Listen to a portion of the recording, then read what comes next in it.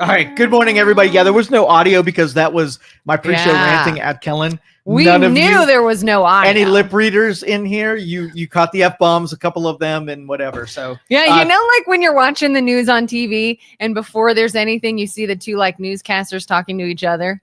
That was us. Yeah. See, that was our new intro where you get to see me just freaking go ballistic. I'm ballistic-y today. I fired you up. Oh, you so did. I did. But before that discussion, we were talking about something pretty important. Yeah. That I'm pretty nervous about. Yeah. This charity softball game. Yeah. Do you want to talk about it first? Go for it. Okay, so if anyone has not heard, you guys may have heard already, we are playing in a charity softball game on August 16th. Two well-known people are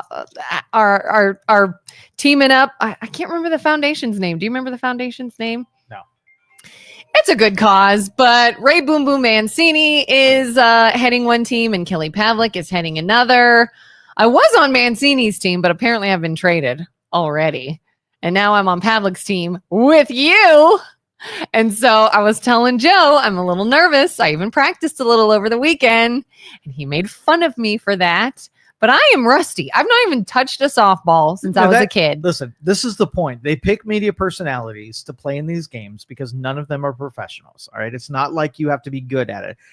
Half of our team is going to be drunk while they're playing. Okay. So, and this is already a girls' game. So advantage slides to the women on our team anyway, because we're just not used to the slow pitch. Like slow pitch is harder. It is. Yes. Right. I don't know why it is, but it is. Because it's your brain capacity is supposed to be able to process things in fast pace, running fast pace, shooting fast pace, pitching fast pace. And with slowing things down for, a certain speed, right? It messes with the calibration of people who are good at things and allows people who are not good at things to be better than the people who are good at things. That's just the nature of why slow pitch softball is more allocated for women's sports, because they just have a benefit in it. I'm a woman. Right. I don't have a benefit in it. You have a benefit in it. Oh, we'll see. Yeah. I don't know. I mean, I was hitting and I started off real bad, but then I kind of found my footing and it wasn't so bad. And I was hitting fairly well, but as far as fielding, I'm nervous about. Yeah. Like, I'm like, people can struggle up at bat. Everyone's going to struggle at bat. It's fun to watch, but the fielding as people who don't typically play softball on weekends play a game, and the badness is its charm. Yeah. Like when you run to base and you don't realize how exhausting that is. When I'm like, because I ran to first base. All right, listen. When you were on the other team, I knew that they were going to be effed. Now that you join our team, I'm like, how do I mitigate the challenges in having an unathletic person just joining us? Like would you say you are athletic? Me? Yeah. Oh, yeah. Okay. So I'm the only unathletic one on the team? No, there's going to be many. Like, I don't know our full roster. The people that I know, I've played with Luke before, and he's athletic as well. He's got the body mass to be able to put up some numbers. I've got the speed if I don't hurt my quad. Like, did I ever tell that? Did I tell you that story? You mentioned like you hit it and you went to run or something. Yeah, I did a full sprint. Like when I was playing baseball, like when you hit the ball, like I'm a single hitter, right? And so I hit the gaps in the outfield and try to outrun them, or an infield and try to outrun them to first, which means you got to do a full out sprint. Yeah. Well, I didn't warm up. I'm just like, I got this, right? And I hit it and I started to sprint and I pulled something in my quad and I was down for the count. That's such a me thing to do. Like, I am going to be stretching. I got to warm up. Like, that is my biggest fear, is I'm going to hurt myself doing the simplest thing, and I'm going to look dumb. What you need to do is, on your street in front of your house, just run a couple 100-meter dashes and try to do that a couple times per day. Loosen up the tendons, make sure your knees can handle, and find out your speed where you start feeling unstable. And that's going to be your sprint speed. And then before you go out there, you got to warm up and stretch and whatever. Like, older people have to do more than younger people. They just can't go into action, and you got to do all the preparation. So that's my recommendation to you. Don't do anything stupid, right? It's slow pitch. So like there's like 3 chances to hit the ball. You'll get one of them. You got a 33% chance of getting on base, right? Or at least hitting the ball. Then can you, after you worry about hitting the ball a bunch of times, can you place the ball? Do you know, like, I want to hit it in the infield. I want to hit it really deep. I want to hit it in the gap. No. So now you're going to work on your aims. And if you intend, like, where do you put your feet? If you wanted to put it in the left field, you draw your left foot back a little bit and your toes, right? When they're lined up, like, think of your toes when you're standing, put a yardstick in front of them. And wherever your feet are pointing is where you're likely to hit the ball. That is if you make solid contact right out in front of you. If you make contact. Right. But that's again, we're lining up what you need to prepare. You've got to time it so that you're hitting it over the plate, not getting ahead of it where you might pull it to the left, or hitting behind it where you're pushing it to the right. You want to make sure that you're being patient, waiting for the ball to come over the plate and making solid contact with hands fully extended. And then it will go wherever your toes are pointed. Yeah. Don't swing at everything. Do not swing at everything. No, you don't.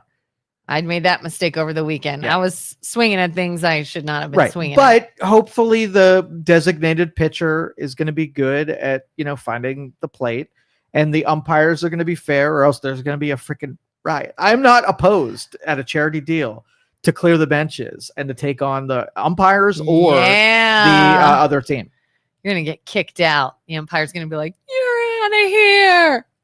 I'll tell you though, like, it was an eye opener this weekend. Friday night, we went for a bike ride. And I'm not saying we're like on trails or anything. I mean a neighborhood, a paved road neighborhood. We rode our bikes for a little bit, and then we went for a walk. And then Saturday, we went roller skating for 2 hours. And by then, I am not kidding when I said everything hurt. My back was tight. My legs were tight. My knees were screaming. Then we went and played softball after dinner. And I'm like, I laid there Saturday night, like, oh my God, I am so screwed. Yeah. I am so screwed. Bike, roller skate, softball. In 2 days, my back was hurting. My legs were hurting. Okay, so if you did that same thing every weekend for 52 consecutive weeks, do you think if I talked to you, you'd be sore? No, I'd probably be a beast. Okay, yeah. So why would you ever stop doing that if you knew that you were challenging your body and creating frictions that were creating health? I mean, after that, I was like, I gotta do this more often. Absolutely. That is it. Because most people would say, I'm not going to do that anymore. And they'd bow out of the things they need to do to stay healthy. Yeah. Well, I've gotten a real eye opener since October. October is when I started consistently. I'd done it before, but consistently lifting with dumbbells and weights. And like, to me, I thought like 10-pound dumbbells that's kind of where I live. It's not a lot, but it's me. And maybe I'll go to 12 or 15 if I'm feeling froggy that day. Now, like, that's nothing. Like, I don't even need to own 10-pound dumbbells. And it's like, look how I can do like your 30 body, on a row that's now. Your whole job is to get your body to compensate, right? Yeah. And recalibrate by giving it harder than it's supposed to be, until it figures it out and makes the hard thing easy, and then ramp it up a little bit. Yeah. Now, the other side of that, you don't want to do too much that causes damage. If you create too much friction, you're not building and making strong. You're actually hurting and creating injury. You don't want to do that part. So yeah, I would rather someone pick up a 5-pound weight that's easy for them and do 1,000 reps of that thing than to pick up a 50-pound weight, do it 5 times, and hurt their arm every single time. Yeah, because you injure yourself, you're gonna have that injury for a while. Yeah, it takes the little body a little longer to heal as you get older. And like, this is a dumb thing to worry about, but I'm worried about it. Maybe it's because I'm a girl, but I'm going to tell you why I'm worried about it. I'm worried about what footwear I'm going to wear, the shoes, right? Because the field we were practicing on, I don't know if it's anything like what Eastwood Field is going to be. Probably not, but it was a lot of like fine gravel, almost rocks and dirt. And when I was trying to run the bases, it was very slippery. Now, I also had very old shoes on where I'm sure the traction is far worn off. Yeah. So I'm like, do I want tennis shoes with good traction?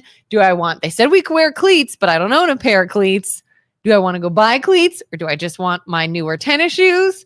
What do you wear so that you can like Well, run most and not people fall. will show up in basketball shoes, and basketball shoes like to grip wood, like solid surfaces. Yeah. And they show up in basketball shoes, and in the grass they run slow, and they on the dirt things are slippery, and that doesn't work out. So yes, you have to wear the appropriate apparel.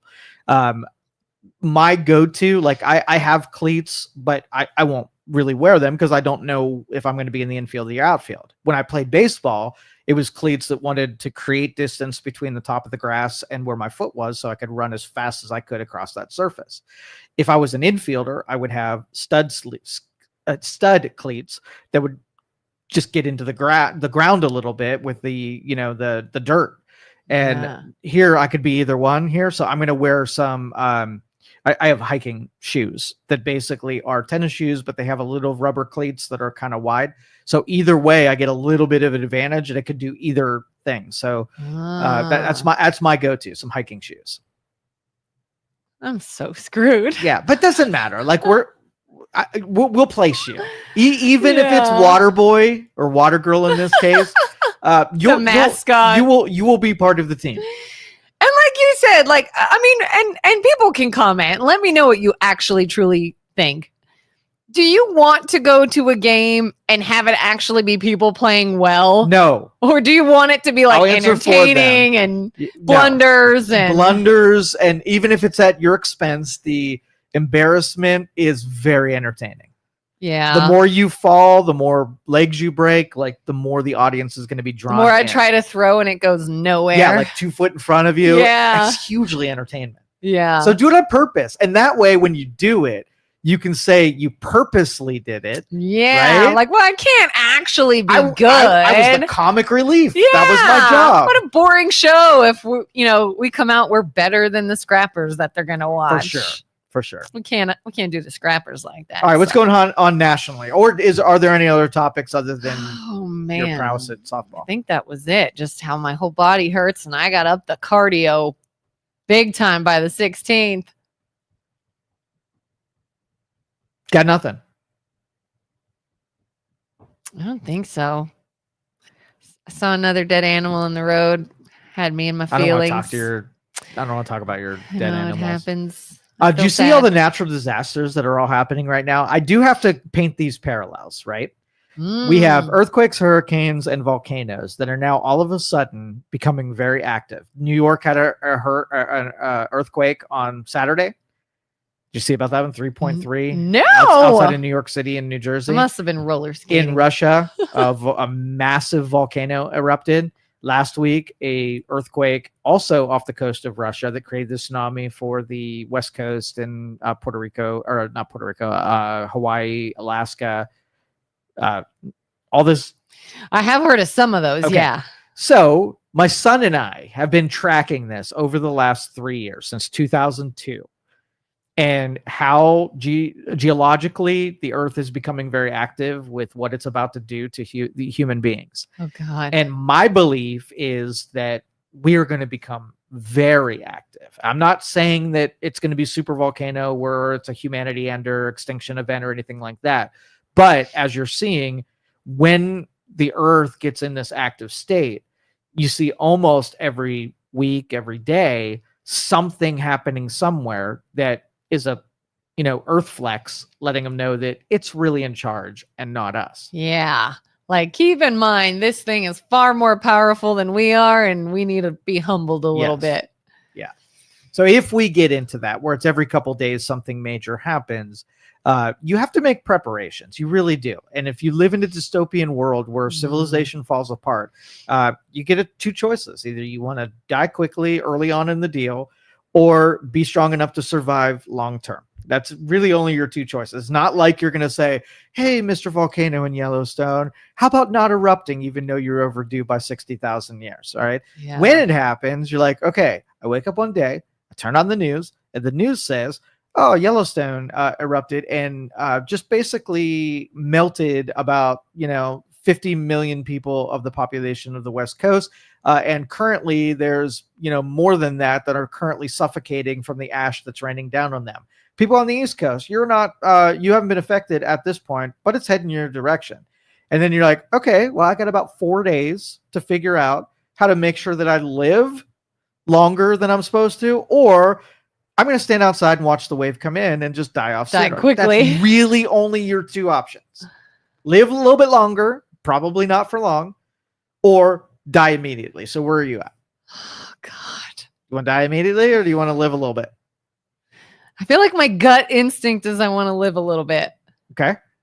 They both sound terrifying. Well, when civilization disappears, everything that your life is predicated on is gone. Relationships are gone, neighborhood is gone, city's gone, state's gone, food's gone, water's gone, electricity's gone. Think Kelin goes camping amongst everybody who's trying to take her shit. That's what life is going to be, defending against not the nature of what's coming, but the people that all of a sudden have bought out of the rule book that keeps you safe on a day-to-day basis. So if Kelin has something that is of value, somebody knows that Kelin has that. Person kills Kelin, takes what Kelin has, and now they get to live an extra day where you were living an extra day once you had that. Once that person finds out, you're done. And think like we have a contingency plan where we have 8 families that have pooled everything together, and not like an if when this happens, exactly what we're going to do on hour 1. Where we're going to go, what we're going to have, how we're going to defend against ourselves. And we're prepping for that inevitability. Do you have like an actual metal, like bomb shelter? Not a bomb shelter now. Panic room type not thing? Necessary. Bomb shelter is not going to be necessary in this. Because if you look at the acreage of the United States, most of it is unoccupied. All you have to do is find an unoccupied plot that people are not, like every once in a while you're going to get a wander. So Bob Smith is trying to make his way through the woods, escaping the hordes of people who crushed his family and took all of his belongings, and he wanders into our thing. We have to shoot him quick to make sure that he's off, put him in his little decay bunk or decay hole, and then that's it. That one doesn't scare me. It's when hordes start, like day 1 is not going to be as scary as day 30. Day 30 is when normal resources start dwindling. And then regular, reasonable people are really staring down death in the face, and they've got kids and they've got family, and now they have to migrate to find resources to live another day. And when they wander up to you and you having lots of prepared resources, they're going to have to go away, right? Because, I mean, either they're going to add to your little encampment, right? Remember, they didn't do any planning. They weren't part of your deal. All they want is your shit. If they have not much to offer, like I'm not going to hesitate with Bob because Bob served his time. He can go. Bob's kids, I'm going to hesitate a little bit more by young people going into the decay hole because they got some life ahead of them. I mean, probably not much, maybe 2 weeks, but they can't add much to anything. They're just going to eat your food. They're not going to pose any kind of threat, but they can't do much. They can't add to your survival. So all they're going to be is like, do I feel like being a humanitarian and looking out for other people when I've got like 26 days to die myself? I'd probably find them in the decay hole. I'm guessing. I don't know. I'm going to have to. Like, do you think you could slowly but consistently kill people? Yes. Until you are the last one left. I could. Knowing it's going to end eventually. You can't live forever in this environment. So you go through these hypotheticals. You put today's brain in like that scenario's brain, and everything changes. It is not about servicing community and being a participant. It's about living. And every other person out there has self-interest. And I've watched enough Walking Dead to know that it's not the zombies that are the villain in this. It's the other people. So I'm looking out for the people who are going to we have a perfect plan that has all of the reason and logic that will allow us to survive as long as possible under that. You and 8 families. 8 families, yeah. And you don't think they're going to ever turn on you? No, we would not allow a family in that group if I didn't know that they were trustworthy and dependable. What happens when it comes down to just you all? Then we live it out the rest of our time, because on the scenario of volcanic or civilization disruption, you have a very finite amount of days too. So we will just live them out until the food runs out. And in the volcano deal, like there's going to be a cloud of ash and sulfur that visits you and chokes you out and you die anyway. So you've got like 7 days for volcano. If you got civilization disruption where civilizations and governments and law enforcement, whatever goes away, now you've got as much time as the next horde that comes through kills you and takes your shit. So that's the best case scenario is civilization. The worst case is natural disaster. But you're all 8 families, you're just going to die at the same time? Oh, yeah. Because you'll never turn on each other. We're not going to turn on each other. You're sure? We've done enough rehearsals to know that these people... But you just said the brain now is not the same brain when you're in the thick of it. But when you rehearse it, it's like when your house is on fire, right? And you're trying to escape, your brain changes because it's just going into primitive mode of flight, right? But if you've rehearsed the fire and you put the ladder in the window and you've curled it up, you've done it 1,000 times with these people, pretending like there was a fire, and you know exactly what each other would do. You and 8 families have rehearsed this? Yes. Literally. Let's see if we can do X. Like, let's pretend like we don't have access to water and what we would do. And we got life straws and we got filtration systems and, we got water, but we're going to pretend we don't to see how we would do if drinkable water was not on the menu anymore. And we go through these little scenarios, which is fun. And then we take our paintball guns and say, hey, we're in the woods and you got a bunch of marauders that are coming through. Can we take them out? Can you survive and win? And having strategies about teamwork to make sure that you eliminate them and they don't get to eliminate many of you. You play Hunger Games on your weekends. Yeah. We don't take vacations. We take preparations. Wow. You guys are fun. You're a fun group. For sure. It's amazing. Like, it would be fun, but also scary. There are instincts that we are built with that we don't get to use when we trust in civilization. That when you go to that primitive level, like you really get to know yourself and what you're capable of. If it came down to you and a kid, in my group or outside the group? In the group. In the group, the kid lives. Yeah. So you would say, I will treat in group because they've got everything invested. They're following the same rule book. We all know the principles of what the purpose of the group is. The kid does come first. Yeah. What about you or a kid that was an outsider? Outsider is in the decay hole. Even a kid? I would. You would off the kid. There are not easy contemplations in this. There's a lot of moral conflicts. But, when you go through the hypotheticals, like so let's just say a kid comes along and they're really good at water filtration or building fires or building infrastructure. Well, that kid, if he's got something to trade for the cost of resources, then I would definitely entertain it. But if it's just some nutty kid who's complaining about they can't play video games anymore, and you're like, this kid was annoying. And where's my applesauce? Then he's going into the decay hole. I could see that. It would have to be, like a sweet, innocent child willing to help. I'll do anything. If it's just a little brat, easy. Yeah, there's in our I can't give too much away, but in our little camp, that there's a quarantine area that new people have to go into in order to prove out that they're trustworthy and they're competent, or else they'd never get to the actual camp. And I think that's where the Walking Dead went wrong, was when newcomers would come in, they would say, hey, I've been running away from my blah, blah, blah, and my kid died. And they appeal all this emotional stuff. And in this encampment, emotions matter zero whatsoever. Your story doesn't matter. What you can give to the camp is all that matters, whether you could be trusted and whether you can do stuff. And so in our little quarantine area, you put stuff that challenges whether or not you can actually do stuff. And if you're a worthless person, then there's a door that goes right to the decay pit and you don't get to come into the main camp. But when you're doing these training exercises, they you all are still very much aware that it's not real, that you're playing. Do you think they would still make the same decisions and moves if it were real? We are all intelligent enough that we are to know that we are trying to elicit some kind of primitive instinct and test it to see how we would react. Are some of them trying to get you to trust them? I'm part of the 80. Trust me. Look how trustworthy I am. When really they're like, this is a law of probabilities. This is not a assured thing. It gives you a higher percentage chance than someone who did nothing. Like the dude that made no preparation is effed, right? Mm-hmm. And the people who made some preparation is effed plus 10.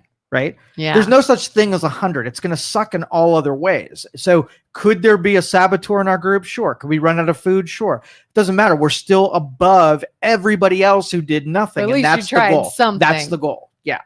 But there's no magic pill on this. It's not like you get to dystopian apocalypse and have all the advantage and have a certainty of survival. It's just a percentage above everybody else. So if there's a bear and they're chasing a group of 5 of you, do you have to be, the perfect survivalist? Give me the answer. It's cliche. No, you just got to outrun them. That's it. So all you have to do is be better than the people than you're around. And it gives you, doesn't mean that the bear's not going to come around for seconds, right?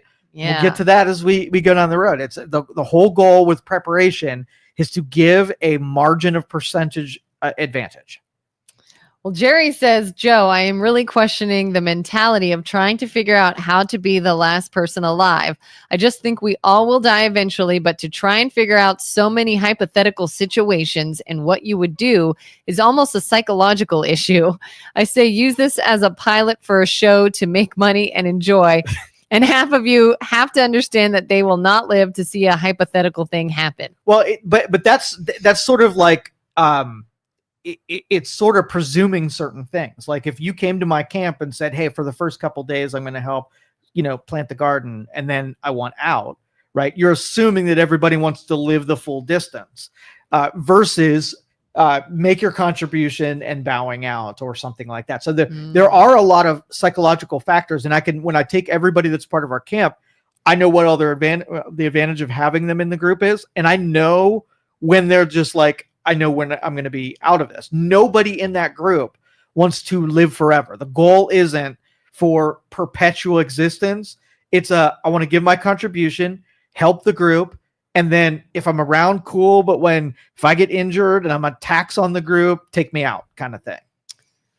What is the point of living just a little bit longer? I don't know. That's probably the crux of most of our conversations is, if there's hope that the civilization will rebuild. So for instance, if let's just say the Earth gets hit with an asteroid and it darkens the skies, there's no heat, only 100 people are going to survive. You want to survive because you think that if you were to repopulate the rest of the planet, that you have something to add to it. You have an intelligence, you have a function of some way, where if you died, then the new version would be minus you, and that wouldn't be good for the population in the future. Now, if it's no hope, no existence, then you're only staying around for shits and giggles. If there's an inevitability you're going to live 30 days, like maybe I would stay around to protect my wife and kid. And then once they're gone, like that's all I was here for, is to make sure that people who depended on me can continue depending on me. And that's it. Yeah. Like I've served my purpose. So really it's hope that Sure. no matter how bad it seems, something might change. Something might change. Like part of me is like, I would have hope that even if the last of the last die, what if something else comes around? And in those final days, I would want someone writing and recording. And maybe those written works don't get destroyed. Sure. And years later, some other form is able to find it. And there's this historical documentation that would be super cool. Yeah. So like, not cool that we all died, but if you had cancer and there was no cure for what you had, and the doctor gave you 2 weeks to live, right? Yeah. And then I came along and said, I can throw you down in a cryogenic machine and freeze you. And then maybe sometime in the future that there's a cure for what you have. You just have to not exist for a number of years. Now you have to consider you not existing and then never finding cancer, and you effectively have died, right? Because they're never going to wake you up because there's never going to be a cure for it. Versus staying alive and maybe in the next week that your doctor was wrong and they did come up with a medication and there was a cure. Like now you have real choices, and neither of them are good. Neither one of them. Yeah. But it's just the chances that it's better than the outcome that you fear the most, which is everybody dies. There's no, it's all extinction. There's nobody. Where would you want to be in that line? If everybody's going to die anyway, and it's just a matter of 30 days, and towards the end of your life, you're going to suffer more than if you went out today, would you go out on your own terms? That's the game that you play. As if I didn't have enough anxiety in my life. Right. This is what I'm going to contemplate now. The end of the world? Yeah, like the dying, the carnage, the could I kill someone, the could I watch my loved ones. There would be a lot of people that would rise to the occasion, though. They really would, because their lives are kind of boring. They don't do much. And if you give them a button to just go out there and be primitive, they would fully take advantage of it and see what they got. Why don't you go on Naked and Afraid? You ever watch Naked and Afraid? No, it's too contrived. There would be nothing in it for me. Really? Yeah. Why not? Well, number one, it's all scripted because it's reality TV, and there's no such thing as you just going out there and performing. It's the performance is handed to you. Meanwhile, there's a cameraman with you. Yeah. And number two, you're naked, and I don't know if you know this about me, but I am not packing, so it would not be good TV. All right, I would blur it out, but it doesn't matter. I would know, and every day it would remind me that I'm less a survivor than I should be. Yeah, the naked part gets me. Mainly because not just the embarrassment and the mental being uncomfortable, but like the bugs. The bugs take people out more than anything. Mm-hmm. More than injuries, starvations, anything is the bugs. Like things crawling in. And then I always wondered too, like how bad they must smell. Mm-hmm. Those things. Yeah, it's not for me. The upside, there's no upside to it. It wouldn't, even if I won, I know the whole thing was so concocted. I'd still have, questions whether or not in a real version of that, if I would be any good at it. I would just go, like, it would be so much better.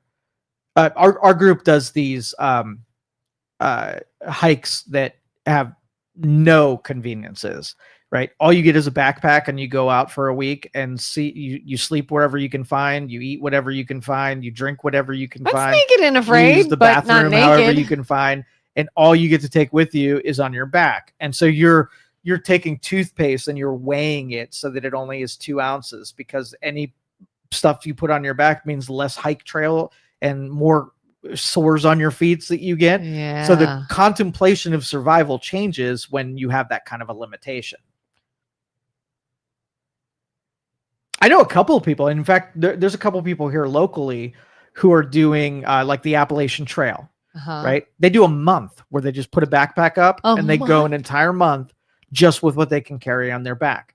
There's one guy who's doing a walk across the United States where he's doing the same thing, where he's going to camp at night. So it's effectively, a 2,500 mile hike. I think I've seen him. Is he like stopping at different restaurants? Well, there's a couple guys that are doing the commercialized version of that, where they're sleeping in hotels and eating at restaurants. Okay. The one that I know isn't doing any of that, where it's primitive, where he's walking along roadways, but he's staying in a tent on the roadways and eating what he can collect wherever he's at. I feel like my husband would be into that. For sure. I don't know if he could do a lot of the walking now because he's got a bad back and hips and stuff, but he loves to like just sleep outside. Those challenges, like they really, I'm so fascinated by human beings who decide to do things harder than other people. Yeah. I would call my show Y'all Are Pussies, right? Because basically everybody who's watching this right now would never do any of this stuff. You're watching for sheer terrible enjoyment, watching my dick get bit by mosquitoes. Like, it is not a good exchange, for sure. Yeah, my husband does hammock camping in the winter. Mm-hmm. Oh, those are the best. Winter camps are the best. Oh, he loves like literally a hammock on 2 trees and maybe this like A-frame type tarp over, and that's it. Mm-hmm. And it like in the winter. And I said, no, why would you not do it like on a nice spring night? He's like, no, it's gotta be cold. Different experience when it's cold, for sure. Oh God. Jerry says, Joe, you drink bourbon, not Kool-Aid. LOL. For sure. Drink the Kool-Aid.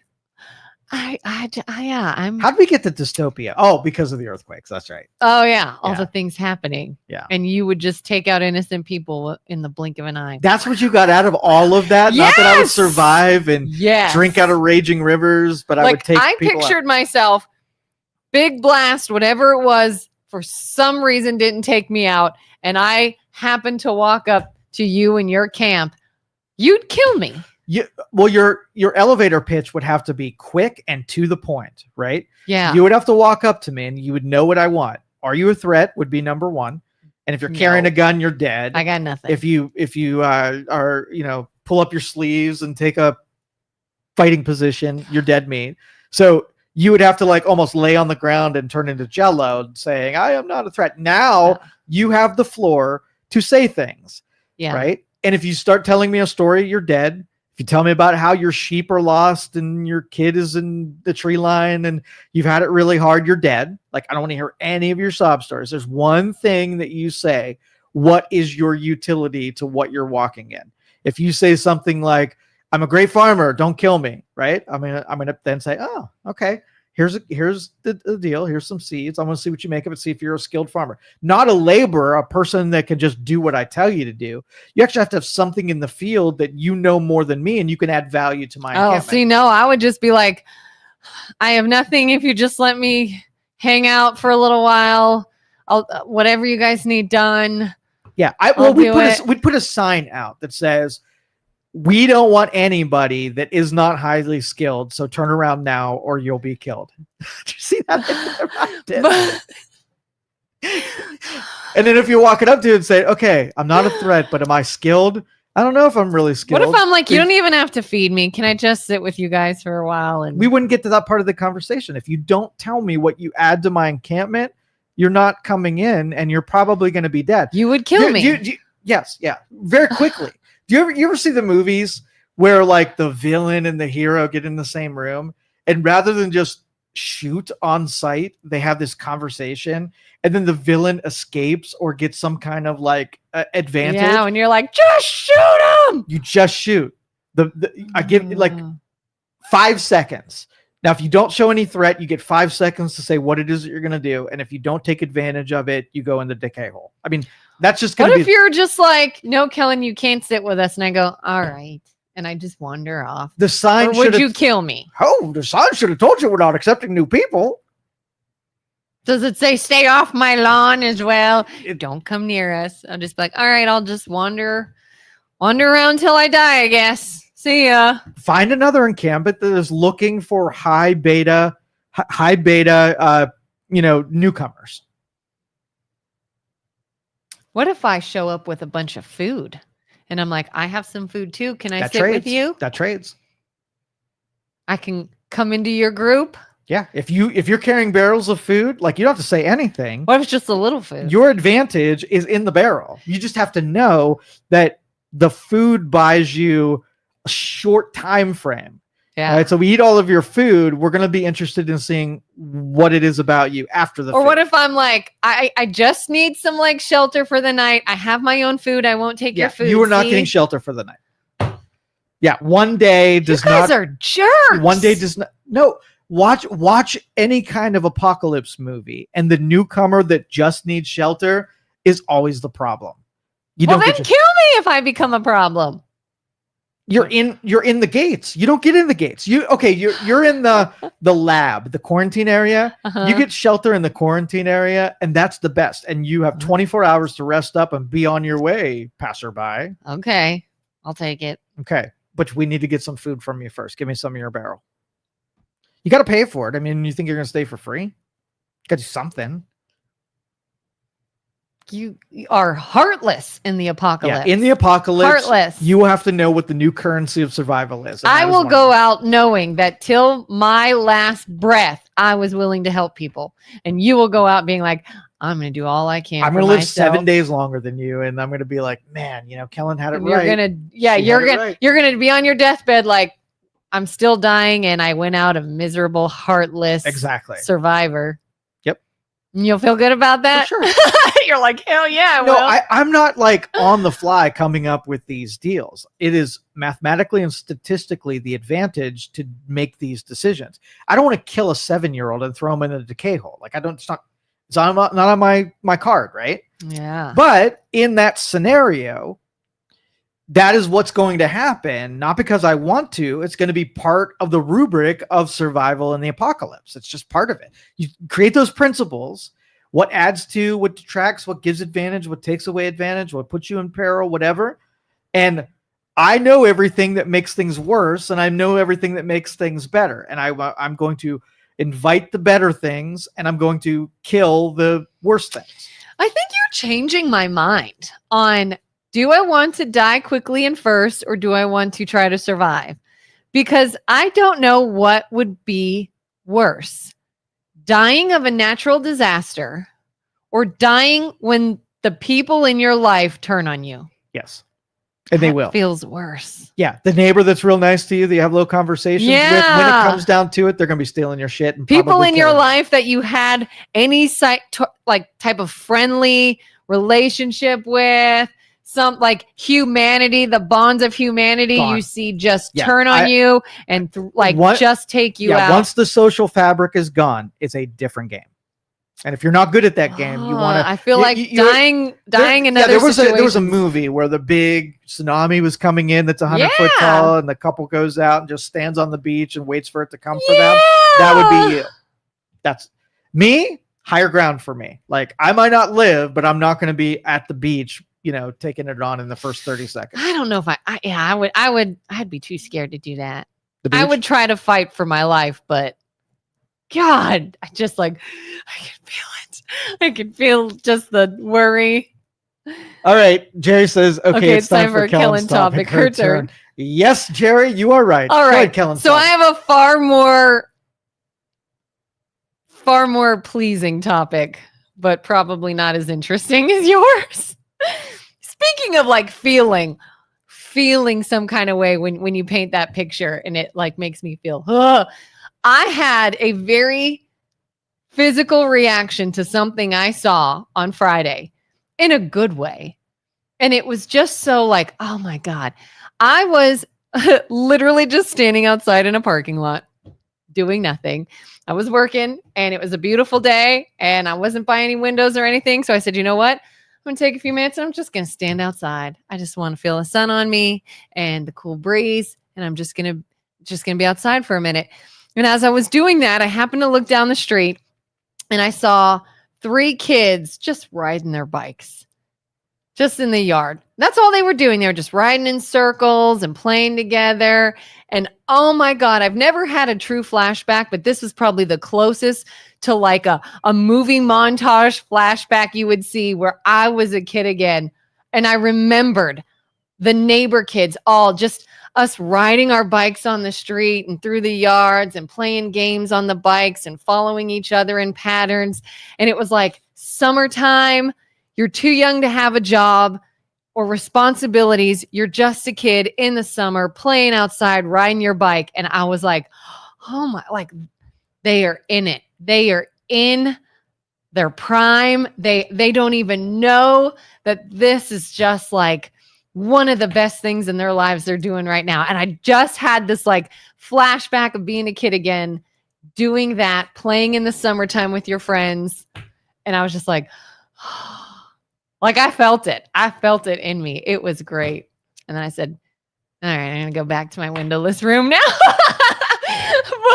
But have you ever had that where you see something that just takes you back to just the most fun, carefree time of your life that was man, that was just good old carefree fun in the sun, summer, playing. Kids that I feel they weren't on their video games. They weren't in the basement. They weren't on phones. They were outside on a beautiful day in the summertime with no school, riding their bikes. And I was God, it made me feel like a kid again, mentally. Okay. God, I gave you. God, you're dead inside. I gave you enough runway to go full boomer on this one, and you did. You did not disappoint. It was wonderful. It was a wonderful feeling. There was cotton candy that were just growing in the front yard, and there are candy canes. Yes. You can lick them on tree branches. Carter says some music does that. Yes. Yeah, right. The nostalgia. You ever hear a song? Is there a song you can think of that instantly makes you feel or think of something, or good or bad? We've talked about my anxiety song. I have a song that, even though I love it, gives me anxiety, but there are other songs where I'm I remember. Music has a habit of connecting us. But one of the themes, though, throughout, especially when you get older, when you experience something firsthand as a kid and how it seared in your brain, and then you go take something. Like there are very few things that you can go do again and it be the same experience. But one good thing that you can do is you can take like your favorite movie that did it for you and now watch that same movie on today's standards. And you're like, what was I thinking? The story was awful. The effects were awful. Everything in comparison to today was the worst. Why did I even freaking like this thing? But nostalgia, if you ask yourself before that, you're like, hey, how was Goonies? You're like, Goonies was freaking awesome, man.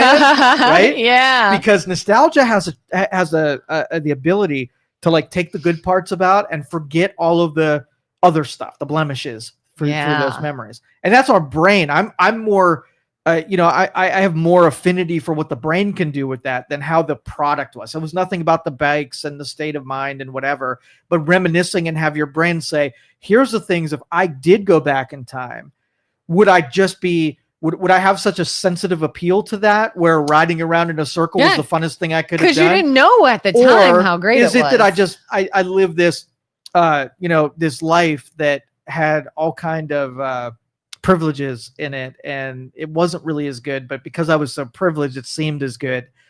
I don't know. It's one of those perspective washes. Because I was so privileged. Yeah.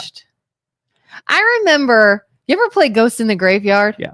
Oh my God. I remember being a kid at night.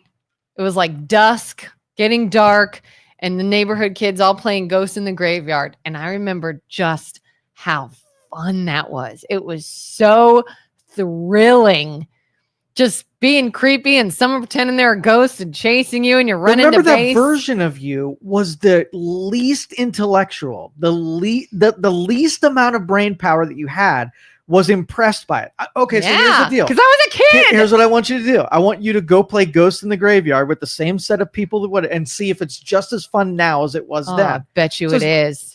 No, I bet you it is. Here, I'm going to tell you. I'm thirsty. I'm hungry. The bugs are biting. It's getting too dark. I got dew on me. There was a spider. All of the things of your privileged life today where you didn't give two shits about the blemishes of the moment because you were innocent and you were pure at the time. Yeah.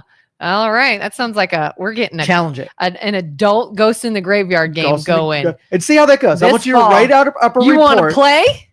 I'll play. Yeah. I want you to write up a paper of what you remember it to be and all the things that were the best about it. And I want you to go recreate it as an adult with the same types of people that were there. And I want you to make a comparative analysis between those two things. And I bet you that it wasn't as good. You were dumber, so it felt better. Well, I know for a fact it's going to feel different because it didn't hurt when I ran as a kid. Right. It didn't make you so winded and exhausted and sore to simply run to base. Right. Whereas playing at 41, I'm going to feel differently trying to run. Do you think it's just your mortality? Because if like I can go outside and run 8 hours a day playing 5 different sports back to back, never got winded. I could think about things other than how tired I am, and I can actually enjoy things. Like today, if I did the same thing, I'd be paying attention to how hungry I am or how my muscles hurt or how I just might have sprained my ankle. Right. And I don't even notice anything that as a kid I was looking at or valuing. Yeah. I mean, kind of like when we were playing softball over the weekend or any game we play, I'll watch my son just drip sweat but never mention anything. Whereas the adults are like, God, it's so hot. God, this sun. I can't. I'm thirsty. We were so happy to just be out of the tyrannical control of our parents and school and whatever. Anything like you were free. You take so let's just say someone served 20 to life, right? And the parole board comes up and says, hey, we're releasing you today. And he gets to walk out of there and he goes and says, ice cream. Oh, this ice cream is so good. And then the people on the bench are like, this ice cream is kind of sugary and it was kind of expensive. It hurts my teeth. It's so cold. Can you give me a spoon that's not wooden? Can you give me a plastic spoon? Do you have any gluten-free or dairy-free? But the guy that just escaped the tyranny of the oppression was just loving that he had the freedom to make a choice, even if it wasn't a perfect, representation of that choice. I mean, it feels like you are just bashing my my fond memories and my innocent What did you want me to childhood. do? Did you want me to say, give you a high five and say, go be a free spirit and play Ghost in the Graveyard and ride your bike around in circles? Is that what you wanted from me? What kind of pushback do you want? That's exactly what I'm going to go do. You can do that. Like, nothing's stopping you. Every person listening to this Except right now. bad knees and soreness. Dude, listen, I'm not responsible for your biology or your mortal decay. Jerry says, no better feeling than being able to ride your bike on the curb for the longest distance. Oh, that's hard to do. Yeah. Ride it I on think the everybody curb. should have go be a kid weekend and spend all Saturday and Sunday just pretending that they're a kid and doing everything that all of us did as kids and see if it's awesome as you remember. I do love when we introduce our kids to something that we thought was awesome and they also think it's awesome. Like some movies, like Neverending Story or The Princess Bride, my kids love, even like The Sandlot. I love it when our kids will watch a movie that we say, even like Labyrinth, I'll say, oh my God, I love this as a kid. It was so good. And when they love it too, it's like, yeah, there's hope for this generation. Yeah, nostalgia. It's a sickness. It is. My kids will even start singing songs that I sang in my youth because of the internet. By the way, I'm almost about ready to officially call it. 90s are back. Fashion, music, trends. You know what I saw this weekend? What? 3 kids on skateboards skating through a parking lot. That is awesome. Did they by chance have like a flannel shirt on? They did. Jenko jeans? No Jenko jeans, but flannels. Shirts. Yeah. I'm telling you, 90s are back. Every time, like chokers. Brown lipstick are coming. Yeah, guys were into chokers, huh? Yes, they were. I think guys are still into chokers. Yeah. I was a choker wearer. Those were the days. Not pushing on this one at all. Choker, brown lipstick. Brown lipstick in the 90s. Heck yeah. I don't remember the brown lipstick. Oh yeah, that's a thing. Okay. That's all I got.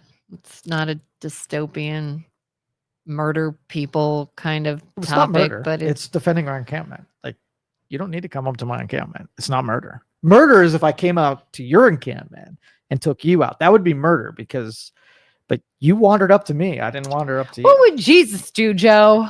Yeah. What would Jesus do? Would he kill people to live longer, or would he help everyone? I think Jesus would say this is a debate worth having. I don't necessarily think he'd side on either. I think he would. Yeah, defending your family, defending your community. I think that it would be if in cold blood you go looking for murder. That's where he would disagree. Yeah, but protecting your encampment, I think he'd be like, gotta do what you gotta do, dude. Speaking of Jesus and having emotional reactions to things, have you seen The Chosen? Or no? I don't think so. No. Okay. First of all, you should watch it. I think I saw pretty fun show. Yeah. And not fun, but interesting. But I saw an episode over the weekend, had me ugly crying. Is there anything that you could watch that is not real? It's a movie, it's a show, it's an actor, it's a play, whatever, that has you like ugly crying, or are you like, I 100% separate reality? I would from say art? the Overcomer stories get me super close to that. Like the underdog kind of. Yep. Like, are you like a Rudy? Like Rudy would make you cry? Not cry. Like, I'm saying it'll get me to the boundary, the border. You've never watched anything that was like, all right, made me cry. Watery eyes, not like Misty. ugly cry. Yeah, a little misty sometimes. Not even like tears running out. Every once in a while. Like, I'm trying to think the last time that freaking happened, because it's never at a movie production. It may be some just video that, sort of takes that emotion and puts it in real dense, like, you ever see something in real life happen that did? I've almost done it in real life. I don't think something so. was just like so sweet. Oh God, everything makes me cry. Yeah. I felt some kind of way one time. My daughter had a friend who was playing basketball, and we went to his game, and there was a kid on his team that was developmentally delayed, and they were letting him play, and for like one, I don't know, however many minute period, both teams just kept getting the ball to him, and he'd come and they would sort of run, but they weren't stopping him, and they'd let him shoot. And if he missed, either team would grab it again and get it right back to him and let him shoot again. And if he missed, I mean, this went on for a while. They'd get it back to him again until he made it. And then everybody cheered. And I was like, there's something in my eye. And that wouldn't like get to you. Maybe if you saw it in real life. It would push on it. Yeah, that'd be kind of cool. It would disrupt the flow of the game, and I would be wondering like how they're going to treat the game now that they've messed with it and made. And they counted it. They counted that as a point. I'd kind of. Would you be like, oh, it's kids, let them do this, or would you be like, hey, that needs to not count? They're not playing fair. Yeah, once you break the rules, it's a hard thing for me to overcome. Well, they counted it. That was it. That was an earned point for that team. I could see where it'd be a point, but it's still like I bet you there were a lot of fouls. Alleged people should have been penalized. I bet there was a lot of stuff. Somebody should have been benched for obviously giving it to the other team. Like there's some things that we decided not to follow. Yeah, everybody knew we're letting this kid shoot until he gets it. Yeah. Oh, still even thinking about it. When we were roller skating, this didn't really have me tearing up, but when we were at the skating rink, there was a man there who was developmentally delayed, and he was there with his older mother, and he can't roller skate, but I guess he comes every weekend and he just walks, and he walks on the floor like he's skating. And every time a song came on that he loved, you see him just like, and he dances the whole time while he's walking. And I'm just like, love that man. And he was just like, you could tell that was just the best time he was having. He was like, and he's just dancing to the music. Are you trying to torture me? Is it that the only person you really know that is dead inside and is soulless? And then you bring up topics. Do you bring up topics that I can have no commentary on because it doesn't move any kind of emotional needles? You are dead inside. But you already know this. It's not like something. Do you need reassurance? You could just ask me, Joe. Do you feel like you're not emotionally captured and that this is going to have any effect? I would say, yeah, I probably shouldn't bring that one up because I'm not going to have much to add to it. If you were there in real life, in person, you wouldn't be like, oh, that's so great. I don't know. It might affect me a little. I might feel like a little caffeine buzz or something like that. Caffeine buzz? Yeah. Joseph says, I cried like a baby with Brian's song and A Beautiful Life. John says, Old Yeller will make you cry. You ever seen either of those? I saw Old Yeller, yeah. Patricia says, I went to New York City almost exactly 1 year after 9/11. And when we visited where the towers were, I just stood there and cried like a baby. Mm-hmm. I went to New York City right after 9/11 when they had the light beams up. That was our senior year trip to New York, and we could see the light. Remember when the Twin Towers, they had the lights? And I remember feeling something. I don't know if maybe I was too young to fully let it affect me that much, but then other things I'll be like, oh God, that really got me. I don't know. There's no rhyme or reason to it. Julie says, pure joy is contagious for most people. Yeah.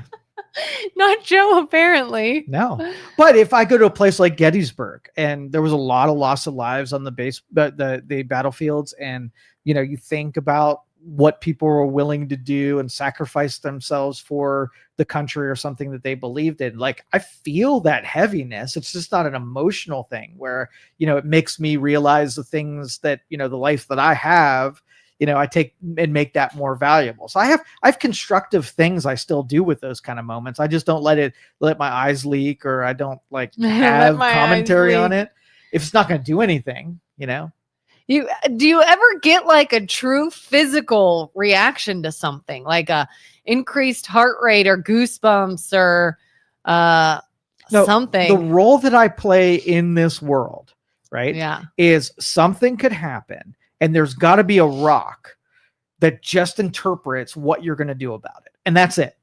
You don't need them. You got to be the steady, non-emotional. Yeah, so if 15 zombies rushed into this room, right? And the camera, would they pan to you and you breaking down crying about it? Or would they pan to me and me grabbing weaponry and staking out deals, right? Why would I just sit and cry about it? How do you know I wouldn't grab a weapon if it's a zombie? And so the death would be dramatic if they pan to you because you'd be first to be eaten, right? Do you really think you wouldn't like go devastate and cry and get that out of the way before you started grabbing? What do you think your go-to is? I wonder,